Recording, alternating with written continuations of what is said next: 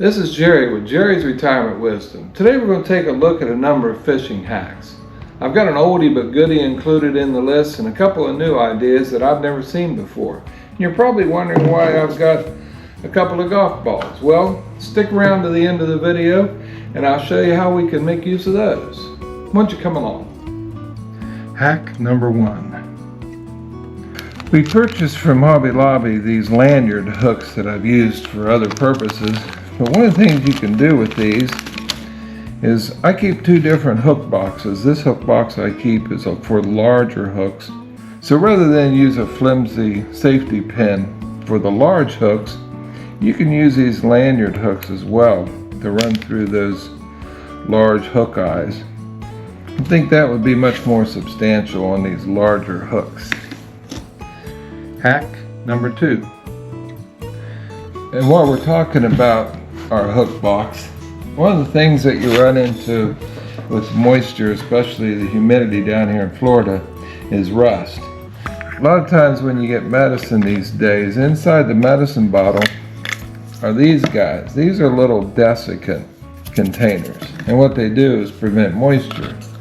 So if you want to keep moisture out of your hook box, just throw one of those in there. So anytime you're opening your medicine bottle, be sure to save those. You also see them when you buy electronic items and whatnot, little packets, and those work just as well. That can be a really neat way to make sure you don't get rust in your tackle box. Hack number 3. Alright, so this idea I got is what to do with this anchor line that continually is laying all over the bottom of the boat and get your feet tangled up in it and whatnot. So we were at Bass Pro Shops the other day and we found these pool noodles that are jumbos. I think they ran about $7 or $8. And I cut me a piece of that jumbo pool noodle.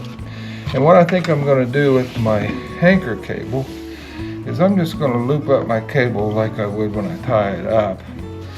Then I'm going to take these loops and I'm just going to feed them down through this jumbo pool noodle and out the other end.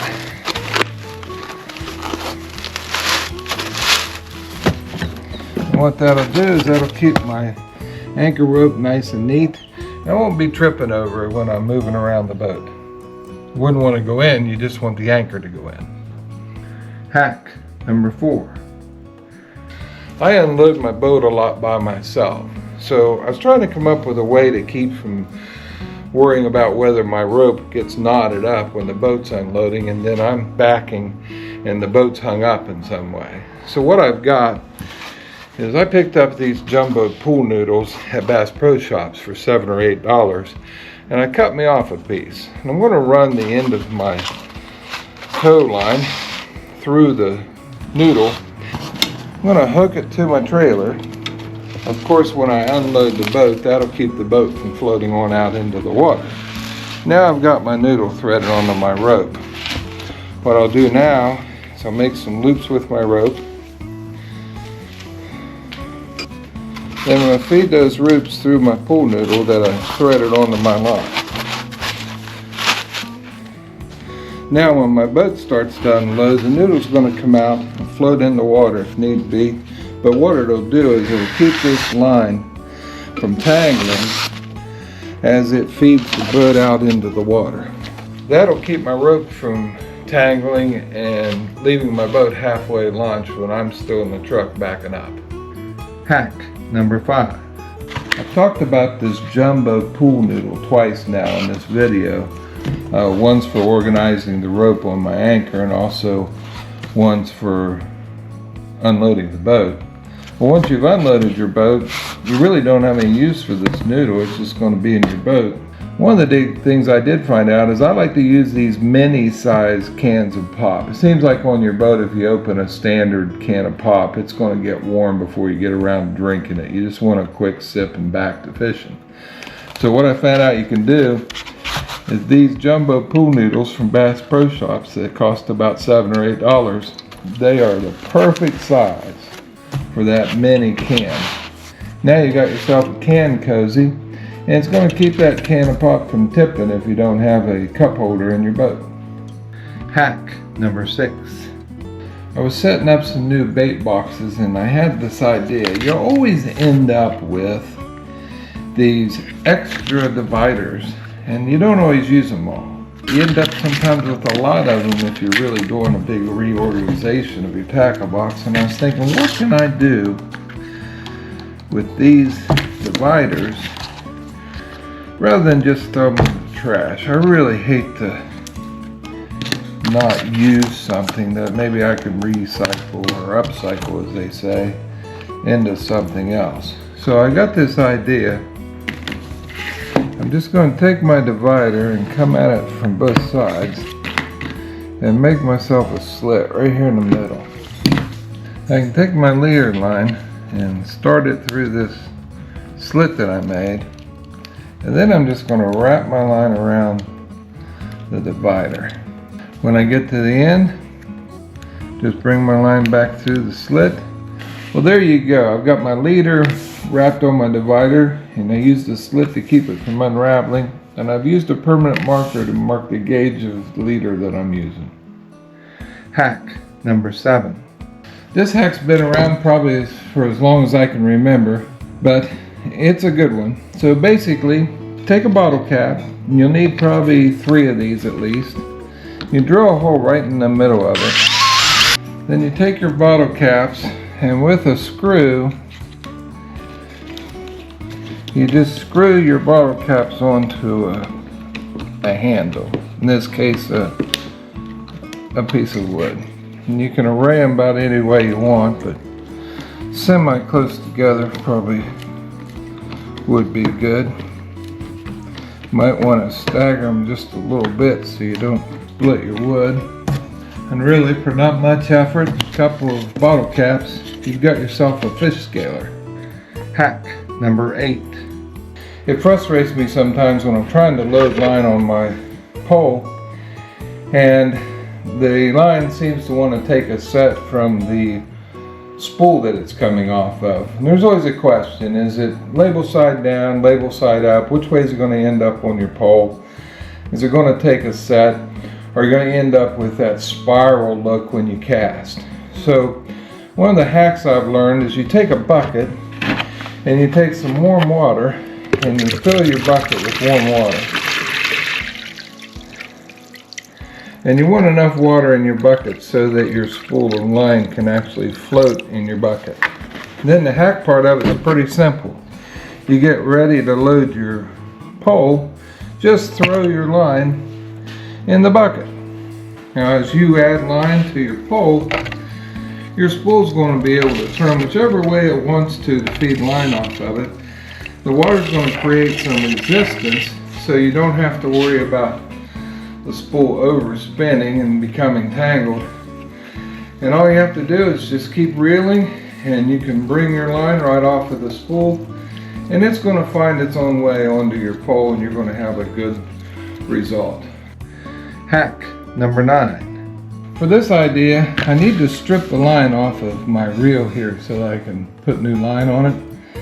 And I've seen this done with a dowel, but most people don't have like a chuck that'll handle a 1/2 inch dowel.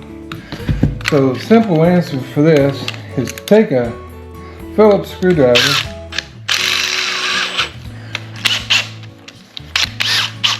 load that into your drill, take your line that's coming off, and it doesn't have to be fancy because it's just coming off to go in the trash.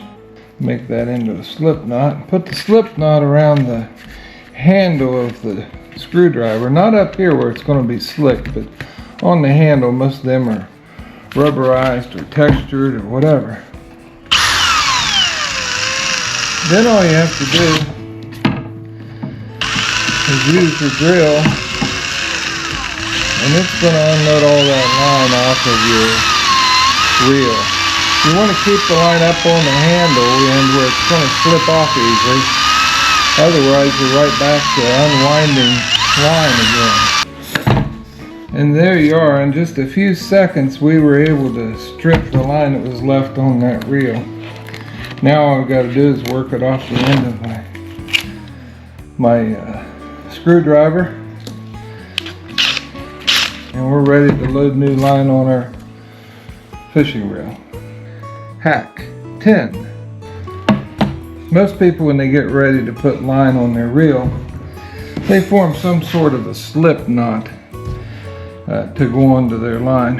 And what I've learned is you can tie a knot by making a loop over your line, and then in whatever fashion you like, you can tie that off. And then when you put that on your reel, the deal is that knot's going to stick up, okay? So as you put your line on, it kind of disrupts the way the line goes on. It's also not that strong. If you get down to the very end, it could come off. This hack, I'm going to show you a way to put line on an empty reel that's really going to be different from just tying a simple slip knot, and it'll be stronger. What you do is, instead of coming around here like most people do and just making a single loop and then tying a type of a uni knot or something like that, what I like to do is I come around here once, but we're not done. Come around the second time, and that makes sort of a double loop here. Then twist your ends inside that double loop. And depending on how thick your line is, you might go 4, 5, 6 times. Okay. Now you pull this knot tight.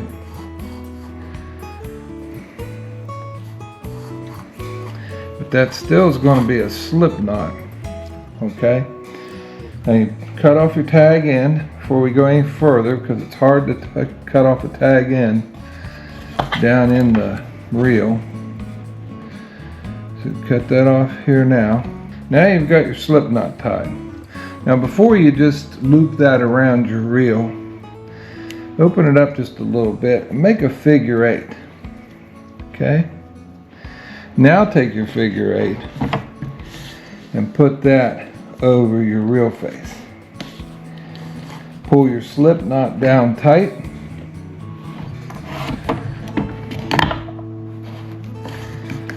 Now you've got a really strong start to putting line on your reel.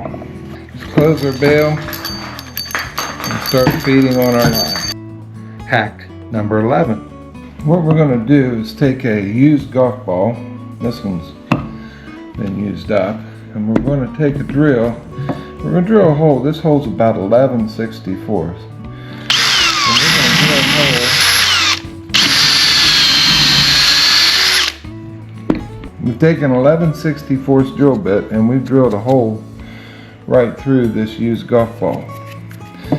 Then we're going to take the piece of this nylon cord and feed it through our hole. Give ourselves plenty of line to work with.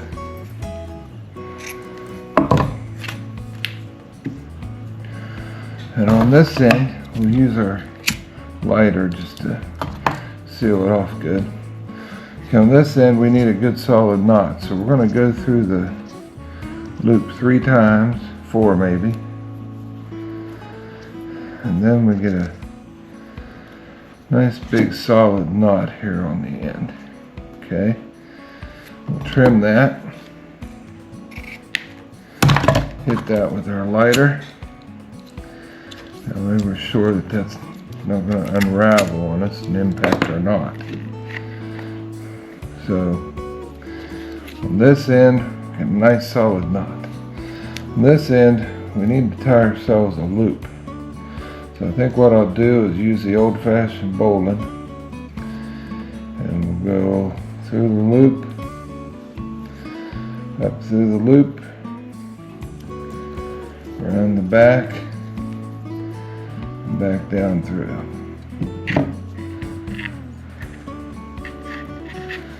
That'll make us a nice solid loop here. Same thing, cut this off, and give a little action from the lighter just to seal that off so it doesn't unravel and come out of it. So now I've got a golf ball with a cord through it with a nice knot on this end and a loop on this end. And then at Hobby Lobby the other day, I picked up these lanyard hooks. It was $3.99 for a whole pack, and I've got 2 or 3 different ideas how I can use these. But today, we're going to take one of our lanyard hooks, and we're going to put that lanyard hook right here on our cord loop. Okay? Now you've got a heavy golf ball on a lanyard hook. What this is I'm going to use this for a crankbait retriever. If you've ever been golfing and knocked a golf ball in the lake, you know they land with a good solid kerplop and drop straight to the bottom. So you've seen all kinds of different ideas for releasing a crankbait, such as taking the front of your fishing pole apart and throwing it down towards your crankbait or other devices. But what this is going to allow us to do is this is going to clip on my line and release that crankbait. I'm going to show you how that works here in just a second. I've got my lure snagged on my make-believe log now. I'm going to try hooking our golf ball lanyard here to the line. And what we want to do is drop it down in there and see if it'll knock our crankbait loose.